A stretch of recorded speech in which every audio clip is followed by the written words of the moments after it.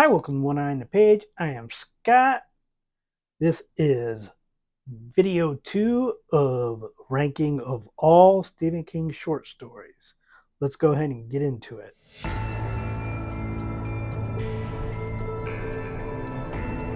Last video I talked about videos 115 through 111, the very absolute worst Stephen King short stories that there are, in my opinion.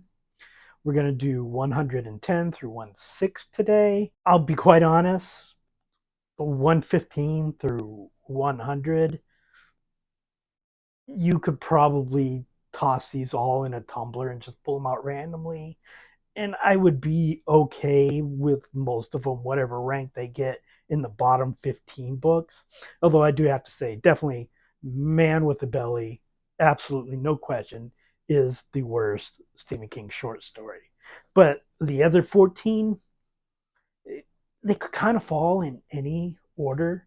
I think once we get to the double digits, 99 and below, we will start seeing short stories that I think have something to them. But right now, not so much. So I talked last week, I'll repeat again.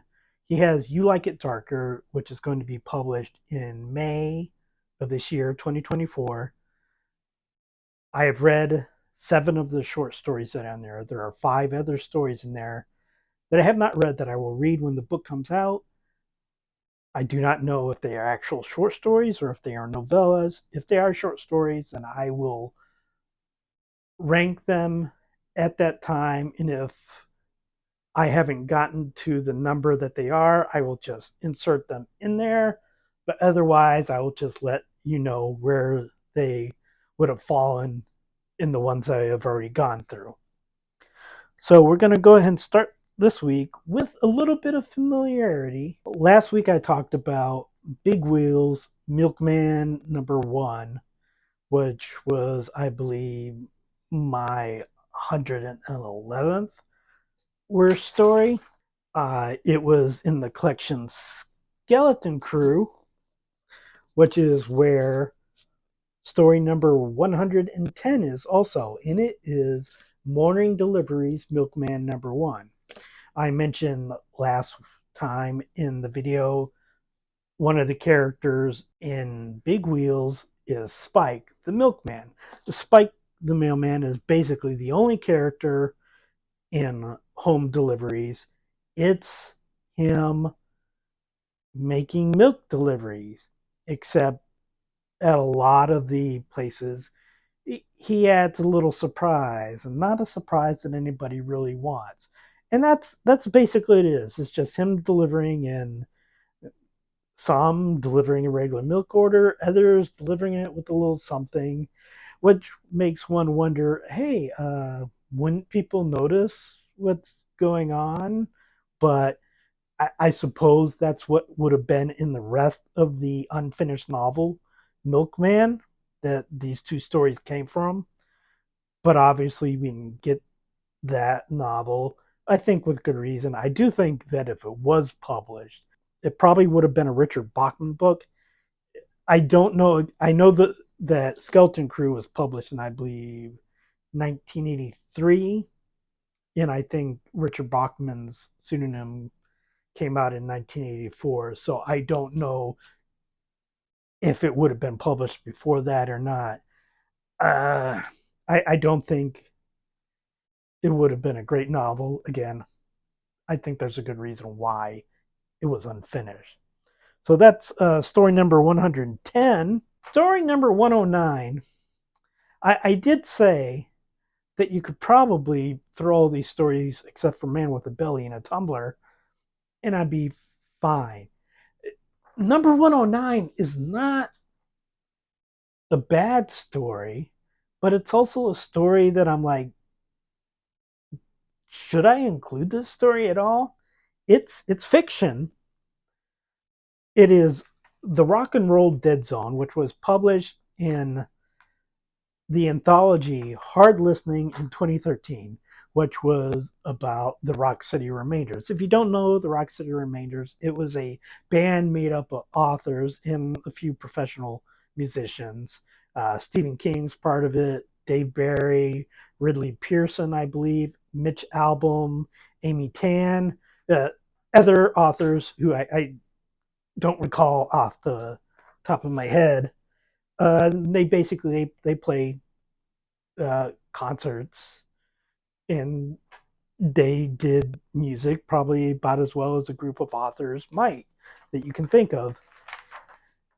And there are 5 short stories in this anthology without the author's name attached. And basically, the gimmick of it was pick which one is actually written by Stephen King because all of them were written in the Stephen King style.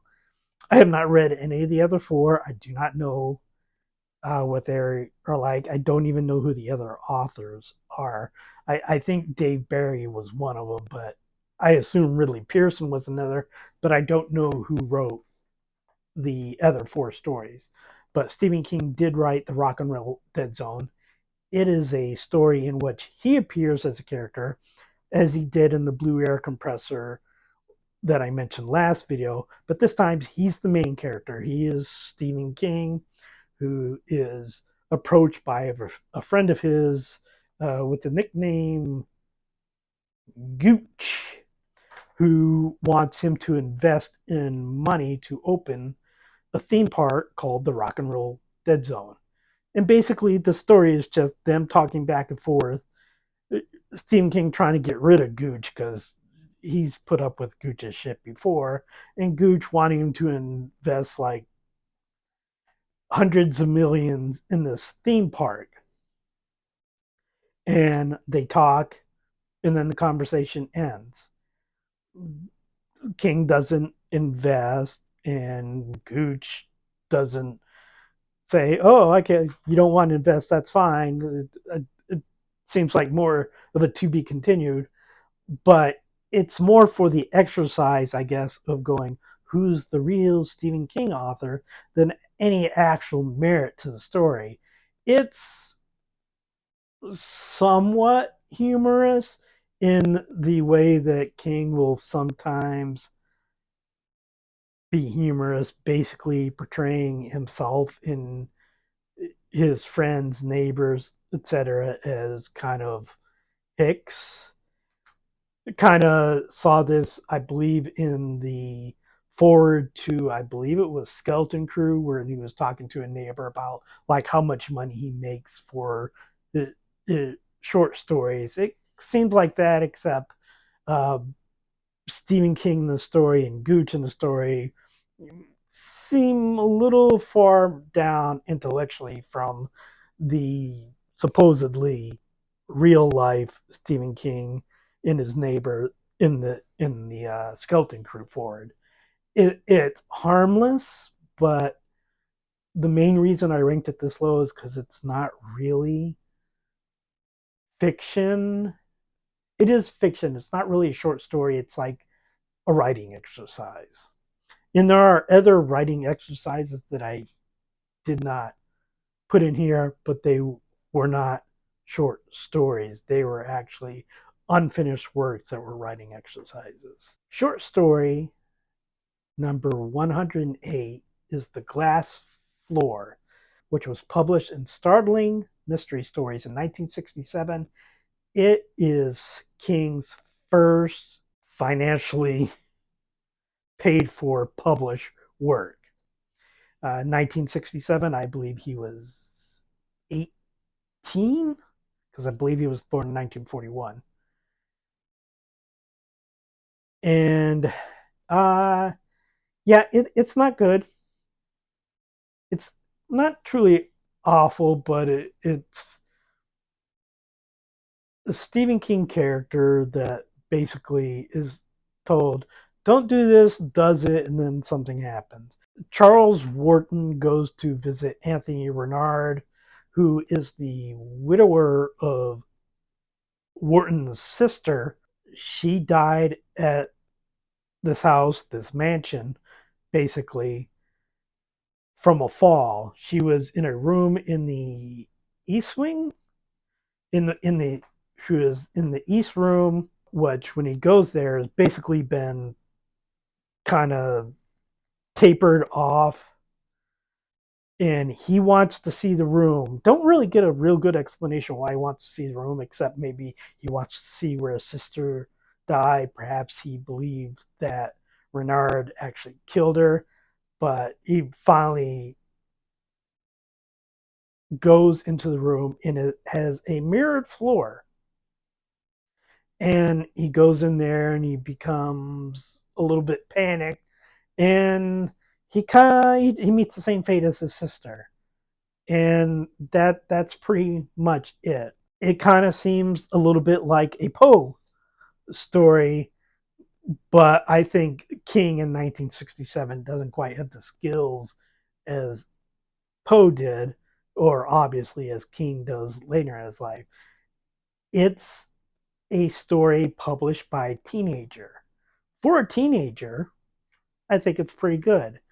But for a Stephen King story, it's like, well, this is not great.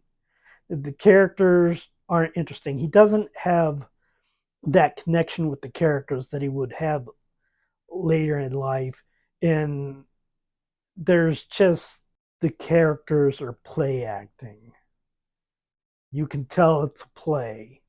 It just hasn't got to the point yet where King is able to make his characters live on the page like he does later. Short story number 107 is Red Screen. It was published as an ebook in 2021, I believe, the Humble bundle. It is going to be one of the stories that is in You Like It Darker. It's about a detective, Frank Wilson, who his wife has been nagging him for quite a bit. He feels a little bit harried by that. He goes to a case where a plumber has killed his wife.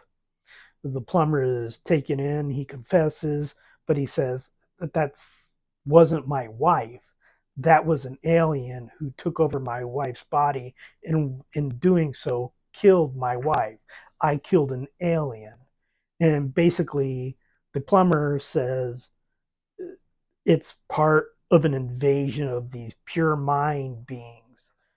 And they basically fill people with self doubt, and there's something about a red screen. But later, the plumber kills himself in his cell, and Frank Wilson goes to his house and his wife, and she apologizes to him and says she's like going through that stage of life, whatever. And then they make love. He falls asleep, and his phone has a red screen on it, and the story ends. And that's pretty much it.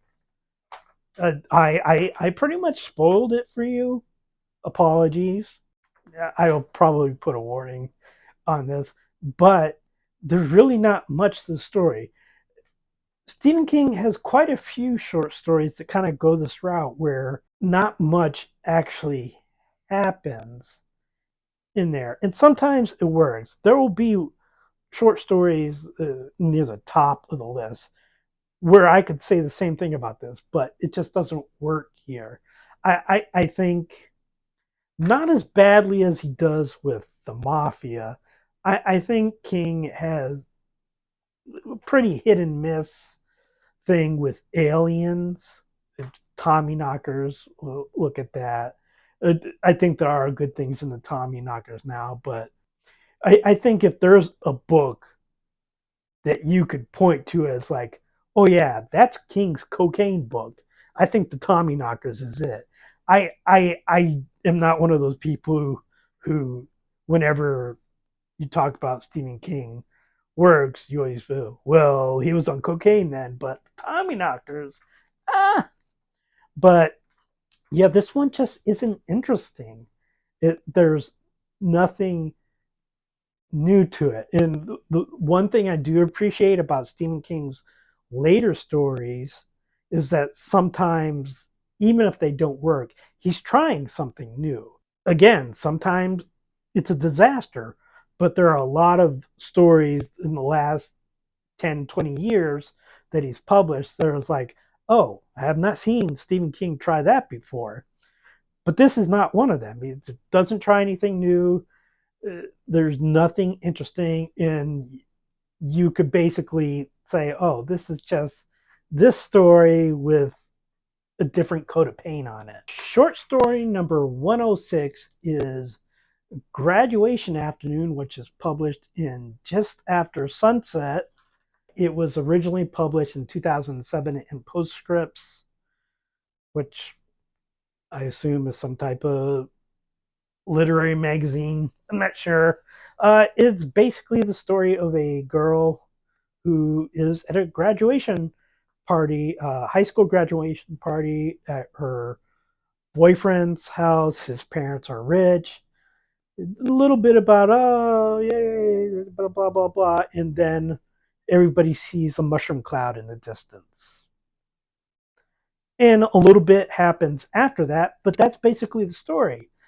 It's not that the story is poorly written. It's just like it's like a total of 8 pages long. We're talking a Stephen King story of only 8 pages. That's like another writer going once upon a time. It takes King a while to get going, and then it's like, oh, the story's done. Obviously, characters aren't a big deal in here. There are plenty of characters, but distinguishing between any of them is not really something you can do. Oh, the grandma's old, the mom is hysteric, the girl graduated, and then there's a mushroom cloud. As far as end of world stories, he's done better. I can think of at least two more off the top of my head. He's had plenty of end of world fiction of varying degrees. I mean, you could go to The Stand as end of world. You can go to, I think, Night Surf, which is basically an offshoot of The Stand. The End of the Whole Mess. Other stories that are much better. This adds absolutely nothing to it. I generally think I like the collection Just After Sunset. I do.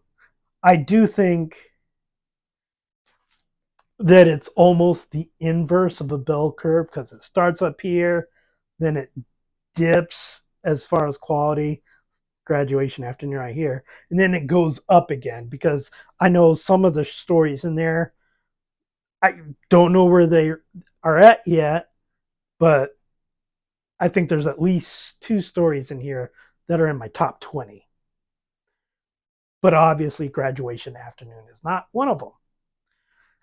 So that is it for this time. Next time we go 105 through 101. Get the last of the three digits. And after that, I think we start seeing not good stories, but stories that have a glimmer of good in them. And I do want to point out, I do think Stephen King is a great writer. I think Stephen King has awesome short stories. It's just, unfortunately, Stephen King also has some shitty stories. Every writer does. And if they don't, they probably haven't written very much. They're like James Joyce, who, depending on your views of Finnegan's Wake, even his good stuff may be bad. I couldn't tell you. I'm reading it. I couldn't tell you what's going on yet. I've spent like 3 weeks reading 5 pages. So that is it for this time. Please like and subscribe, leave a comment, and I will talk to you next time.